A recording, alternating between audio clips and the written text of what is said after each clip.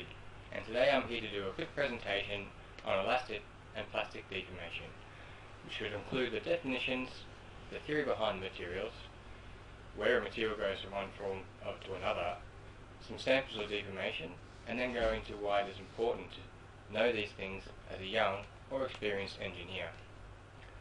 By the end of this lecture, you will have a sound understanding of elastic deformation, plastic deformation, force, stress, strain, yield point, modulus of elasticity, and how to apply the knowledge of these things in the field of engineering.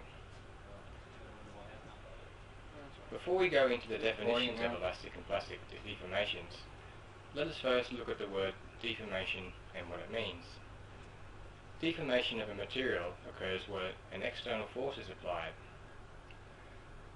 A force is the strength or energy applied to an object that will make it change motion and or direction, or damage the material through shape change or breakage. A force that changes the shape of a material is called stress, and this is the force we will be discussing in relation to deformation. There are two different types of stress the material can endure, and each of these stresses have two different ways of being applied. Direct or normal stress, which is normal to the plane through tension, where a material is stretched or elongated beyond its normal shape. Compression, where a material is compressed or squashed below its normal shape. The other force is shear stress, which is parallel to the plane through shear, where two or more opposing forces are applied, causing a material to bend, and torque, where a material is twisted on its axis in a rotational motion. The deformation of a material under stress is called strain. In other words, strain is a result of stress. Stress will produce strain proportionally until the proportional limit of a material is reached and will eventually cause the material to fail. Now that we understand the deformation of a material, or strain, we can move on to elastic and plastic deformation. Elastic deformation is a non-permanent deformation. By definition, a shape change in a material that is self-reversing after the force is removed, so that material returns to its original shape. In other words, a change in shape of a material under low stress that is recoverable after the stress is removed. In elastic deformation under loading, the molecular bonds are stretched, allowing the material to deform.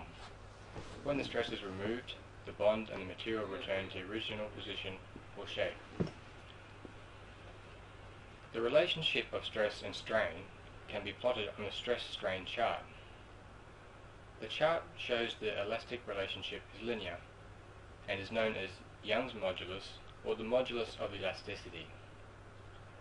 This relationship remains true until the yield point, where deformation transforms the elastic to plastic. The yield strength is the force required to cause permanent strain through plastic deformation. This is due to a change in the molecular structure or dislocations such as edge or screw dislocations. When these dislocations are introduced into a lattice, they permanently change the overall shape. In other words, after a material has gone through plastic deformation, there has been a permanent change in its shape. During the yield stress point, the strain is not linear to the stress and starts to deform much faster. The unloading, or the removal of the stress, is linear and follows the same gradient as the original elastic modulus. This line is now the new elastic modulus, and a new, higher yield point has been set due to the material undergoing strain hardening. Strain hardening is often also referred to as work hardening or cold hardening, and can be very advantageous but sometimes undesirable.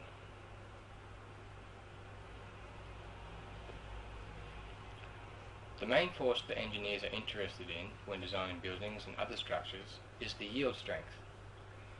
Calculations must be done and materials selected carefully so that the maximum stress does not exceed the yield point and cause the material to plastically deform or possibly fail. Don't forget that the yield point can be set to a higher yield through yield hardening. There are many uses for plastic deformation and are often desired. This conduit is designed to be strong enough for mechanical protection or against small rodents, but is flexible enough to be worked to suit the room. Safety guidelines must be followed to prevent damage to the equipment or loss of life. These guidelines are defined by Australian or your local country's standards and should be followed as a minimum at all times. Today we have learned about elastic and plastic deformation and additionally understand the following terms: compression stress, tensile stress, shear stress, torque stress, strain, yield point, yield hardening, elastic recovery, and modulus of elasticity.